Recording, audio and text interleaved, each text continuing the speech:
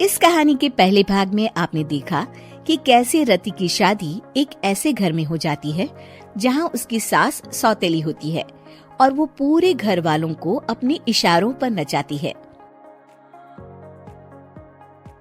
रति छत से सूखे कपड़े उतार कर ले जा रही थी कि तभी उसकी नजर लक्ष्मी पर पड़ती है, जो किसी तरह चोरी से सुनील की अलमारी खोलने की कोशिश कर रही होती है। अरे, ये माँ जी को क्या हो गया? चोरों जैसे क्यों आप मेरी अलमारी खोल रही हैं माँ जी? आपको क्या चाहिए मुझे बताइए। अरे वाह, क्या चाहिए मुझे बताइए।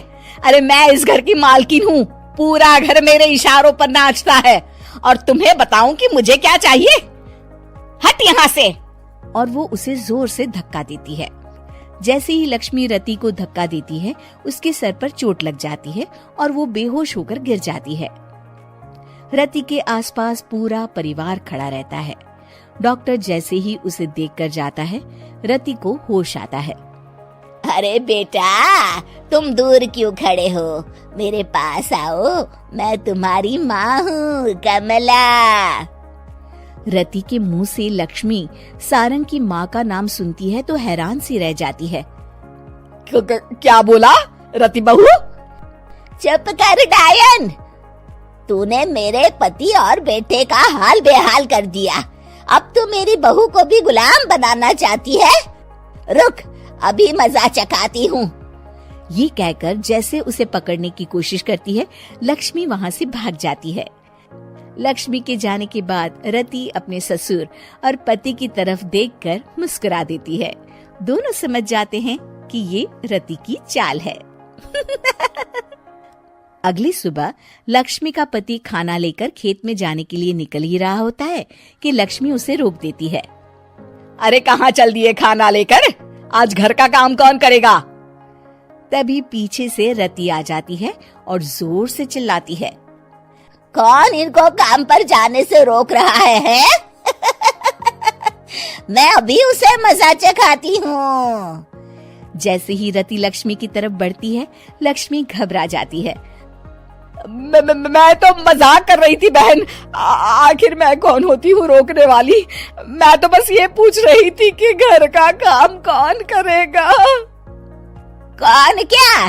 तू करेगी। चल उठा झाड़ू और शुरू हो जा। लक्ष्मी पूरे घर में झाड़ू पोछा लगा रही होती है कि अचानक सामने सारंग खड़ा हो जाता है। अच्छा माँ, मैं काम पर जा रहा हूँ। रति के मामा की फैक्ट्री है, मैं वहाँ आज से मैनेजर के तौर पर काम करूँगा। सैलरी भी अच्छी है। अरे सारंग, तुझे क्या जरूरत पड़ गई काम करने की? और बेटा तू बाहर काम करेगा तो इस बड़े से घर को मैं कैसे संभालूंगी? अभी तो पूरा काम बाकी पड़ा है। तभी वहाँ रति आ जाती है। अरे बेटा सारंग, जा, नौकरी पे जा रहा है ना, जा। और हाँ, आते वक्त घर के लिए सब्जियां ले आना। ये लक्ष्मी बैठी बैठी मोटी हो रही है, जरा काम भी तो कर ले। सारंग के जाने के बाद, अच्छा लक्ष्मी, सुन जरा यहाँ। लक्ष्मी अपनी बहू रति को सारंग की पहली माँ जो मर गई है वो समझकर उसके पास जाती है। अरे बहन, ऐसा क्या हो गया जो तुम्हें वापस आना पड़ा? मैं तो बड़े ही प्यार से इस परिवार को चला रही थी। प्यार से तो मैं बहुत साल से तुझे मजा चखाना चाहती थी, लेकिन किसी औरत का शरीर मुझे नहीं मिल रहा था प्रवेश करने के लिए। अब से ना मैं बहू के शरीर में रहूंगी। और हाँ, तूने कोई भी चालाकी दिखाई या मेरे घर के लोगों को परेशान करने की कोशिश की तो तेरा गला दबा दूंगी।